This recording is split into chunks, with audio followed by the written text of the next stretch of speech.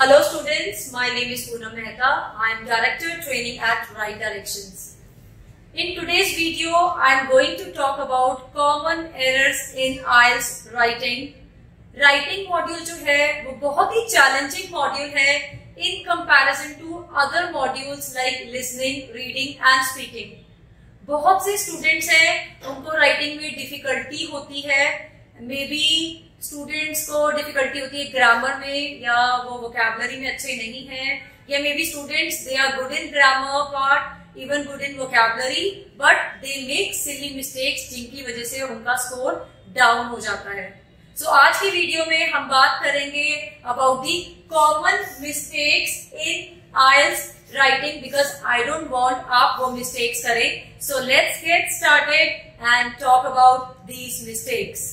So mistake number 1, writing under 150 and 250 words.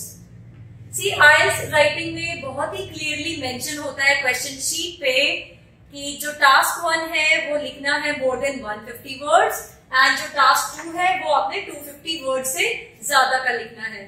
In case अगर आप task 1 150 words से कम लिखते हो और task 2 को 250 words से कम लिखोगे तो it will make your score down.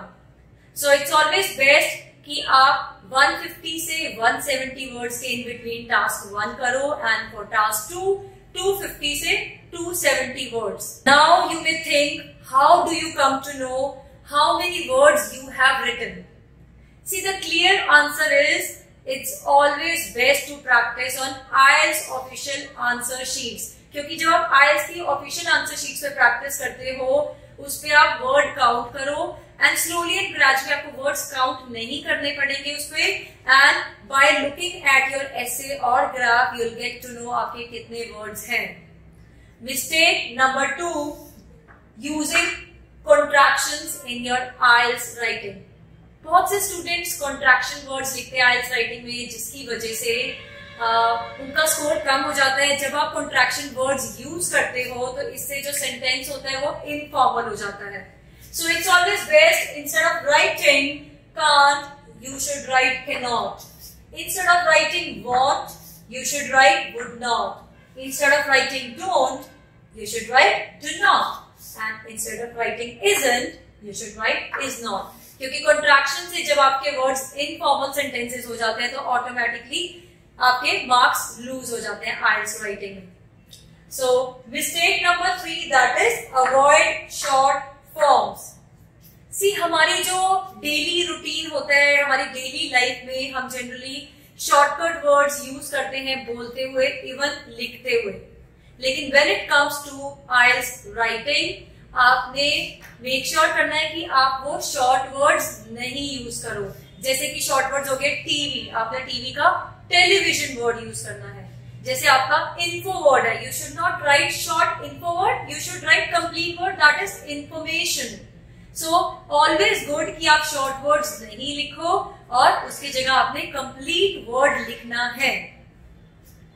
Mistake number 4, giving wrong answer. See जब आपको एग्जाम में क्वेश्चन शीट मिलती है जो क्वेश्चन पूछा गया है उसका आपने प्रॉपर आंसर देना है. जब आप क्वेश्चन पढ़ते हो मेक श्योर उसको प्रॉपरली पढ़ो, अंडरस्टैंड कि वो क्वेश्चन क्या है, उसको प्रॉपरली एनालाइज करो and plan what you want to write in your answer sheet. क्योंकि अगर आप बिना प्लानिंग के करोगे तो वो कहीं ना कहीं गलत हो जाएगा. सो आपको क्वेश्चन का प्रॉपरली आंसर देना है क्योंकि अगर आप क्वेश्चन का आंसर नहीं दोगे you will go off the topic, आपका स्कोर डाउन हो जाएगा. Mistake number 5 that is copying from the question. See आपके जो क्वेश्चन के वर्ड्स होते हैं जब आप राइटिंग लिखते हो सो इट्स गुड कि आप क्वेश्चन के वर्ड्स को कॉपी मत करो. क्योंकि जब आप क्वेश्चन के वर्ड्स को कॉपी करते हो इट शोज द एग्जामिनर कि आपके पास रेंज ऑफ वोकैबुलरी नहीं है. You keep repeating the words तो वो रेपिटेशन हो जाता है और इसकी वजह से आपको लेक्सिकल रिसोर्स में मार्क्स कम मिलते हैं. क्योंकि 25% मार्क्स आपके लेक्सिकल रिसोर्स से आपको राइटिंग में मिलते हैं like for spellings as well as for the vocabulary. Because if you same copy करोगे क्वेश्चन के वर्ड्स तो इससे मार्क्स नहीं मिलेंगे. So what you should do is आपने क्या करना है बेसिकली आपने वर्ड्स को पैराफ्रेज करना है या सेंटेंसेस को पैराफ्रेज करके आईएलटीएस के राइटिंग में लिखना है। Mistake number 6, do not start sentences with conjunctions. Conjunctions like but, and. जब आप sentences but या and से start करते हो, although grammatically ये correct होते हैं, लेकिन इससे sentence आपका informal हो जाता है, so make sure you avoid starting sentences with conjunction. Mistake number 7, not using linking words. Your essay should be easy to understand. So आपके जो linking words हैं, वो आपको use करने चाहिए linking words in between your sentences. Linking words like however, moreover, apparently, likewise. क्योंकि जब आप linking words use करते हो, इससे आपका sentences के in between connection easy हो जाता है. And remember one thing, जो as per the IELTS band descriptor, 25% जो marks होते हैं, that is based on the cohesion and cohesive devices. So make sure you use linking words in between your sentences, and it's good to use to get the good grade. Mistake number 8, not having the right essay structure. See, IELTS examiner will be looking for the correct IELTS structure. For task 1, आपका जो structure होना चाहिए, that should be introduction, overview, body paragraph 1 and body paragraph 2. One thing you need to note, as it is very important when it comes to overview of task 1, you should not miss overview, because this is the place, like this is the area where you summarize the information.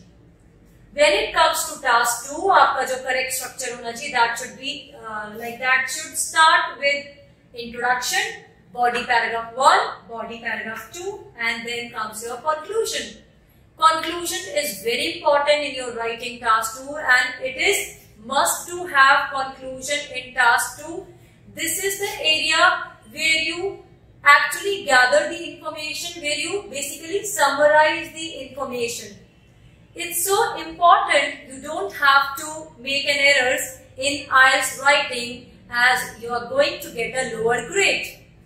So thank you so much for watching my video, and do subscribe my YouTube channel by clicking on bell button placed on the right side.